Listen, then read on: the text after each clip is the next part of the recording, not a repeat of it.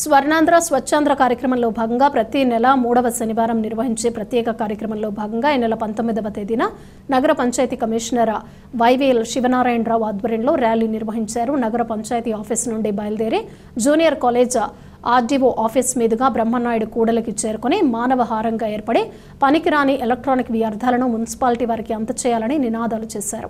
నగర panchayat incharge chairman Sheikh Badejani మాట్లాడుతూ ప్రజలు కూడా తమ ఇళ్లలో నిరుపయోగంగా ఉన్న ఎలక్ట్రానిక్ వ్యర్థాలను నగర పంచాయతీ ఆఫీసులో ఏర్పాటు చేసే ప్రత్యేక స్టాల్ నందు అందించి తగిన రసీదు పొందాలని కోరారు.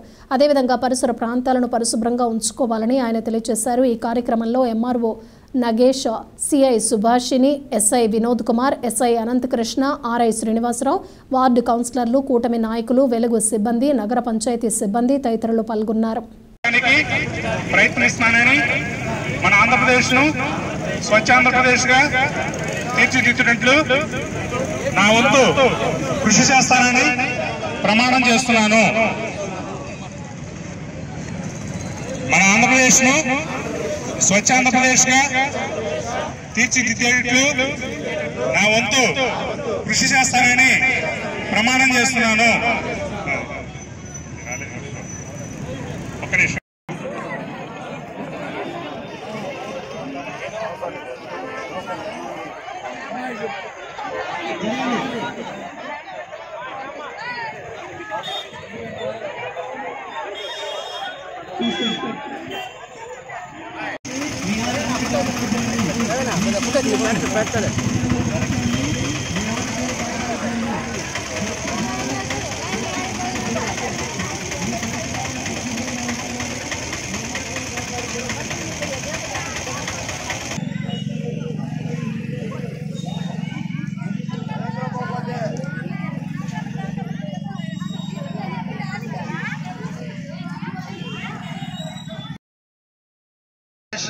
ఆశయాన్ని కానీ లక్ష్యాన్ని కానీ సాధిస్తాము.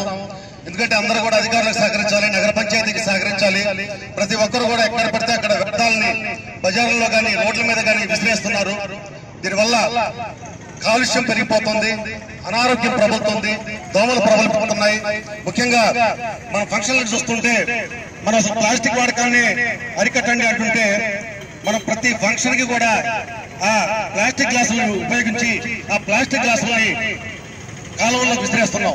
ప్లాస్టిక్ బాటిళ్లు, ప్లాస్టిక్ గ్లాసులు, ఈ విధంగా అనేక వ్యర్థాలతో ఈ రోజు మురుగు కాలువలు నిండిపోతున్నాయి.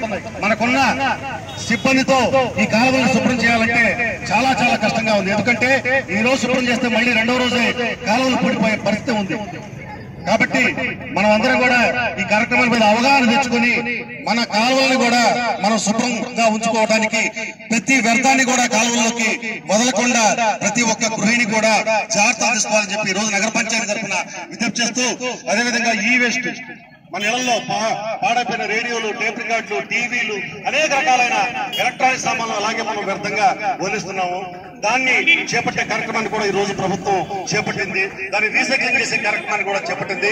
కాబట్టి ప్రతి ఒక్కరూ కూడా ఆ ఎలక్ట్రానిక్ వ్యర్థాలని నగర పంచాయతీ సిబ్బంది కానీ నగర పంచాయతీ కార్యాలయంలో కానీ అప్పచెప్పి మాకు సహకరించాలని చెప్పి మేమందరం కోరుతూ ఈ రోజు ఈ కార్యక్రమాన్ని పనిచేస్తున్న కమిషనర్ గారికి, అదేవిధంగా ఈ కార్యక్రమానికి హాజరైన నాయకులకు, ప్రజాప్రతినిధులకు, ముఖ్యంగా డ్వాక్రా మహిళా మండలకు అందరికీ కూడా హృదయపూర్వక నమస్కారాలు తెలియజేస్తూ పత్రికా విలేకరులందరికీ కూడా హృదయపూర్వక నమస్కారాలు తెలియజేస్తున్నారు. అదేవిధంగా నాది అనుకునే దానికన్నా మనది అనుకుంటే ఎంతో ఆనందం ఉంటుంది. సో మన చుట్టుపక్కల ఉన్నటువంటి ప్రతి స్థలాన్ని కూడా శుభ్రంగా ఉంచుకోవడం మన కర్తవ్యం అది. సో ఈనాటి ఈ స్వచ్ఛ భారత కార్యక్రమంలో పాల్గొన్నందుకు నేను కూడా చాలా ఆనందపడుతున్నాను. ప్రతిష్టాత్మకంగా చేపట్టినటువంటి ప్రతి నెలలో 3వ శనివారం స్వచ్ఛ భారత్ స్వచ్ఛాంధ్ర కార్యక్రమాన్ని నిర్వహించమన్నారు. ఆ పిలుపులో భాగంగానే ఈ రోజు గురజాలపట్నంలో ఉన్నటువంటి మున్సిపల్ కమిషనర్ గారు శివనారాయణ గారి ఆధ్వర్యంలో మున్సిపల్ ఆఫీస్ నుంచి కూడా పట్టణ పురవీధుల్లో శాంతియుతంగా కూడా స్వచ్ఛ భారత్ కార్యక్రమానికి ర్యాలీ నిర్వహించడం జరిగింది. పరిసరాలు పరిశుభ్రంగా ఉన్నప్పుడు మాత్రమే మనం ఆరోగ్యంగా ఉంటామన్న విషయాన్ని మనం అనేక సందర్భాల్లో కూడా చెప్పుకుంటూ వచ్చాం. రానున్నటువంటి రోజుల్లో గౌరవ శాసనసభ్యులు ఎరపతినేని శ్రీనివాసరావు గారితో కలిసి పట్టణాలన్నీ కూడా పరిశుభ్రంగా ఉండే విధంగా, పట్టణాలు డెవలప్ అయ్యే విధంగా కూడా మేమందరం కూడా ఆహ్వానిస్తూ శ్రమిస్తామని ఈ సందర్భంగా తెలియజేస్తూ భవిష్యత్తులో ఏదైతే గురజాల్లో ఉన్నటువంటి స్కూళ్ళల్లో కూడా విద్యార్థులకు పరిసరాలు పరిశుభ్రంగా ఉండాలంటే మనం ఏ విధంగా చేయాలి, స్కూల్ శుభ్రంగా ఉండాలంటే ఎక్కడ పేపర్లు ఎక్కడ ఉండకుండా ఎలా వాటిని క్లీన్ చేయాలనే అంశాలపై కూడా రానున్న రోజుల్లో ఒక అవగాహన సదస్సులు కూడా ఈ ప్రభుత్వం ఏర్పాటు చేస్తామని సందర్భంగా తెలియజేస్తా ఉన్నాం. అదే మాదిరిగా మహానగరాలు ఏదైతే ఉన్నాయో నర్సరావుపేట, గుంటూరు అలాంటి నగరాల్లో రైతు బజార్లు ప్రత్యేకంగా కూడా ఏర్పాటు చేసుకుంటాం.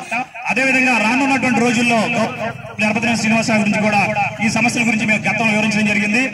అతి త్వరలోనే ఒక స్థలాన్ని కేటాయించి రైతు బజార్ను మనం ప్రత్యేకంగా కూడా ఏర్పాటు చేసుకోబోతున్నాను కూడా నేను సందర్భంగా తెలియజేస్తా ఉన్నాను.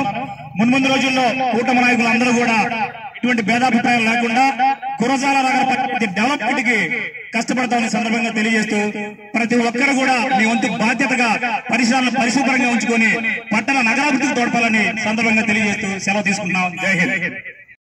ప్రతి ఒక్క వీధిలో కూడా మున్సిపల్ సిబ్బంది అందరూ కూడా ప్రతి విషయంలో కూడా కాలువలు తీయటంలో కానీ, తర్వాత చెత్త చెదారం తీయటంలో కానీ వాళ్ళు చేసినటువంటి కృషి ఎనలేంది.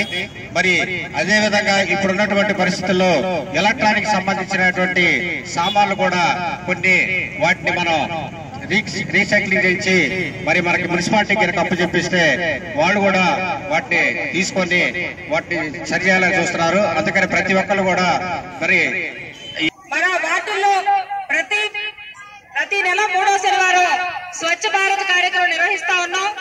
అదేవిధంగా ఇక్కడ కూడా ర్యాలీ నిర్వహిస్తా ఉన్నారు. మన పరిసరాలు శుభ్రంగా ఉంటే మన ఆరోగ్యాలు బాగుంటాయి.